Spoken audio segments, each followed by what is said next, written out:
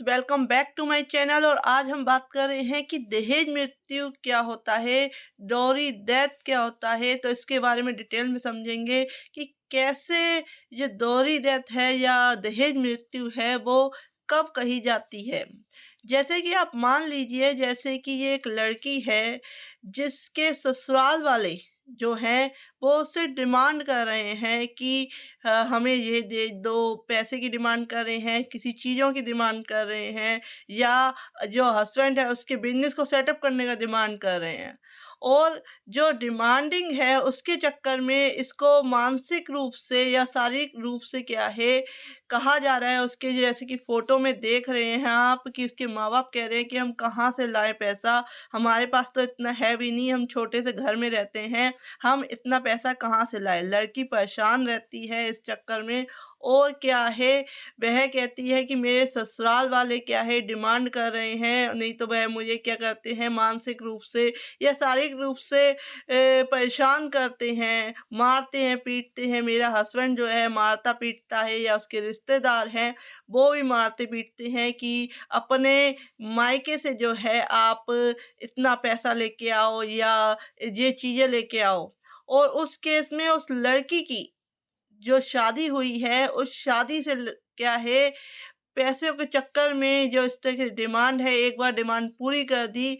और उसके बाद दोबारा डिमांड की गई, वह पूरी नहीं कर पाए, तो उस केस में क्या है, ये लड़की क्या है, किसी तरीके से इसकी डेथ हो जाती है, जो कि नॉर्मल परिस्थितियों में, जैसे कि एक नॉर्मल व्यक्ति की जो है लाइफ ख़त्म होती है, उसकी तरह नहीं, किसी असामान्य परिस्थितियों में इसकी डेथ हो जाती है। तो उस केस में अगर 7 साल, यानी शादी को जो है 7 साल नहीं हुए हैं, तो उस केस में 7 साल के भीतर अगर ऐसा होता है, तो वह दहेज मृत्यु कहा जाता है। तो इसमें डिमांडिंग होता है या उसकी जलने के बर्निंग, यानी कि जलने के कारण जो है डेथ हुई है, या कोई शारीरिक चोट पहुँचने के कारण या सिर में गहरी चोट लगने के कारण उसकी डेथ हुई है, तो उस केस में जो है दहेज मृत्यु कहा जाएगा, अगर शादी को जो है 7 साल नहीं हुए हैं। अगर शादी के 7 साल बाद होती है, तो उस केस में उसे दहेज मृत्यु नहीं कहा जाएगा,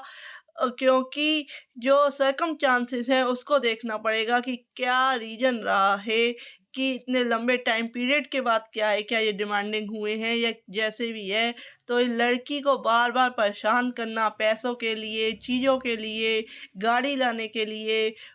या किसी भी खर्चों को कि आपके मायके वाले से स्पेंड करें, तो उस केस में ये दहेज मृत्यु कहलाता है, जो कि भारतीय न्याय संहिता का सेक्शन 80 इसके बारे में बात करता है और दहेज मृत्यु के बारे में बताता है कि कोई भी बर्निंग या जलने के कारण, शारीरिक चोट के कारण और 7 साल के भीतर जो है, अगर लड़की की शादी के 7 साल के भीतर अगर डेथ हो जाती है और उसमें जो रीज़न निकलता है कि उसे मानसिक रूप से परेशान किया जा रहा था दहेज के लिए या किसी अदर डिमांड्स के लिए, तो उस केस में जो है दहेज मृत्यु कहा जाएगा। लेकिन कोर्ट को ये साबित करना पड़ेगा और प्रूफ करना पड़ेगा कि उसके पति या उसके रिश्तेदार जो है डिमांड कर रहे थे। तो उस केस में सेक्शन 80 इसके बारे में बात करता है। आप उसे रीड कर सकते हैं, भारतीय न्याय संहिता का सेक्शन 80।